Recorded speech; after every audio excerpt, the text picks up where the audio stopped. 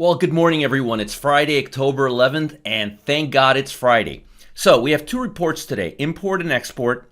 That's not going to be a major report. That's not going to give us what we need. Consumer sentiment, though, that's going to be very, very, very important. Why? I'll tell you why. Because consumer sentiment reflects on the GDP, on the gross domestic product. Why? The consumer sentiment is a measurement of retail sales. It tells us what consumers are thinking. Well, guess what? Retail sales are responsible for two-thirds of the GDP. So consumer sentiment is not going to give us a direct view of what the GDP looks like, but it's a reflection, okay? The consensus is 92, range 90 to 93.7. If the numbers on better than expected slightly, we may get a little bit upside in the stock market because that's going to tell us that consumers are not stuck on China, okay? Very, very important. Speaking of China, so keep your eye out on this. It comes out at 10 a.m. Eastern time, half hour after the market opens. So if you're thinking of initiating positions during the first hour, I would wait for the consumer sentiment to come out because it may set the tone for the overall market. Now, S&P 500, this is the E-mini. It's up overnight substantially. Why? Because today, Trump is supposed to meet with the Prime Minister of China, and they're supposed to sit down and talk trade war. Now, there's no expectation for anything to be worked out this year. It's not even priced in anymore. But what the market is hoping for is a ceasefire, a hold off. If we see that, there's a chance the market will come up to about 3,000 on the S&P 500. If I look at the SPY, which I'll do right now, that's the ETF that tracks the E-mini, and that's not a nice looking graph. Let's change that to something you guys are more familiar with. So notice we're right at the 50-day line. The market's now opening completely above the 50-day line. I would wait for 2 sessions above the 50-day line where the low of the day is above the 50-day line. Let me show you the example with the overnight session so you could see what I'm saying. Notice it's completely above the red line. The low is not touching the bottom. Assuming we open here, and this is going to be what the day session looks like, we need one more session above the 50-day line where no part of the bottom of this bar here touches the 50-day line. Till you see that, don't believe the market's bullish. Why? Look at what happens over here. Look at how many times it touches the 50-day line. It has a habit, when the stock market's near the 50-day line, it has a habit of hanging around the 50-day line. You'll see a better example over here. Here, let me show you the E-mini. The SPY. See, look at this. 1 day, 2 days, 3 days, 4 days. It likes to touch the 50-day line and back off. And it's doing it now. Again, overnight sessions completely above the 50-day line, but we don't know if it's hold. I want to see 2 complete days of clearance before we go long. And also, I don't really believe that Trump and China are going to work out anything substantial. Moreover, look at the small caps. They're near support level right now. I don't believe they're going to go lower, but I believe we're going to see more sideways trading action, much like we saw this year. Look at this. This is a year. Sideways. Very, very choppy. Very much lack of directional bias. I'm expecting the same thing to continue till this trade war is more or less resolved.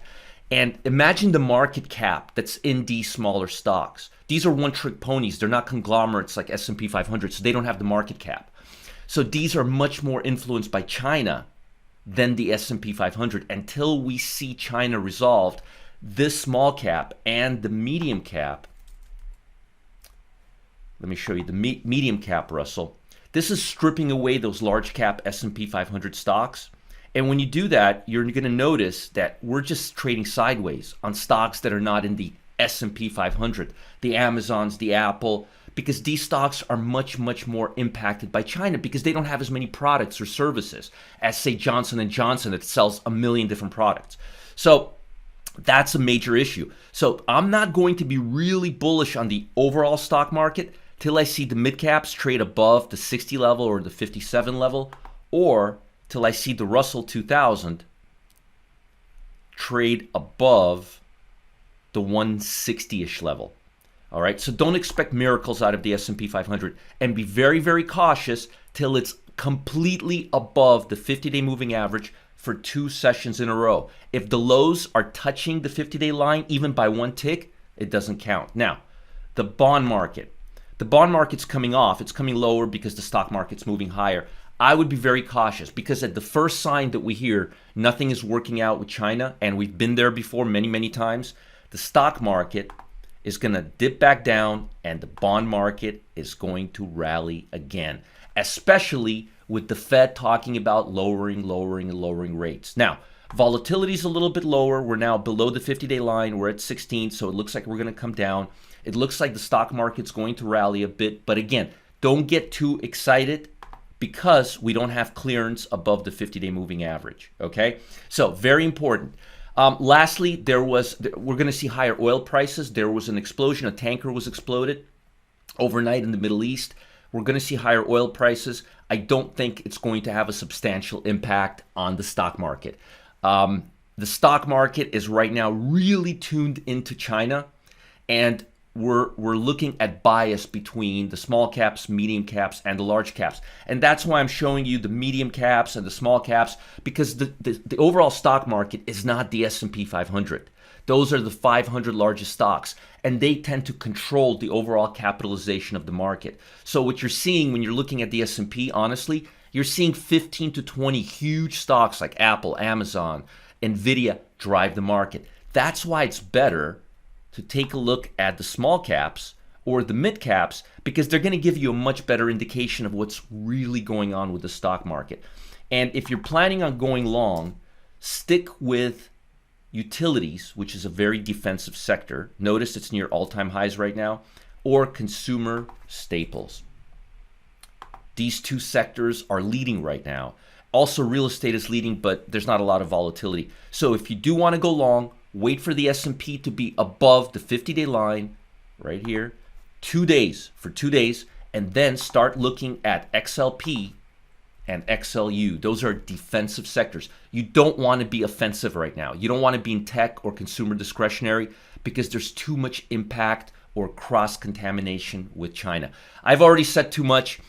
I'm sorry I'm repeating myself sometimes in the morning, but again, I want you guys to be aware of what's driving the market. So again, it's really important that you guys understand the dynamics of this. If this is helping you, please send me an email, support@marketgeeks.com, like this channel, and let me know what questions I can answer for you. Write down some questions for me, send me an email, or post under the chat here, under the YouTube chat, and I'll answer the question for you. I'd love to help you guys out, all right? Have a great weekend, and I'll talk to you soon. Bye, guys. Remember, next week, bank stocks report. We're going to see volatility. Talk soon.